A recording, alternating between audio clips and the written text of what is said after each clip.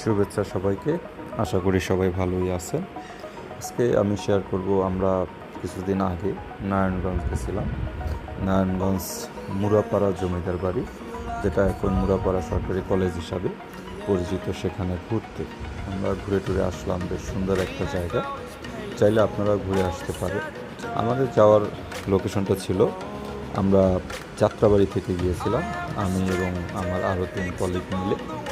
তো যাত্রাবাড়ি থেকে যাওয়া সহজ হয়ে হলো, আপনি স্টাফ কোয়ার্টার যাত্রাবাড়ি থেকে সরাসরি আপনি ড্যামরা ব্রিজের ওই পার যায় নামবেন, লেগুনায় করে ভাড়া 25 টাকা করে নিচ্ছে। ওইখান থেকে আবার অটো পাওয়া যায়, তো 40 টাকা করে পার পার্সন আপনার মুরাপাড়া জমিদার বাড়ি নেওয়া যাবে। তো ওখান থেকে ডাইরেক্ট আবার আমরা সেম পথে ব্যাক না করে আমরা এর আগে একটা ব্রিজ করছি, সেই ব্রিজ পার হয়ে আমরা আসছি। এখন যে ভিডিওটি দেখতে পাচ্ছেন সেটা হলো সেই ব্রিজেরই একটা ভিউ, যেটা আমরা অটো থেকে ধারণ করেছি। এবং এটা আসলে যতটা ক্যাপচার করা গেছে তার থেকেও বেশি সুন্দর একটা জায়গা।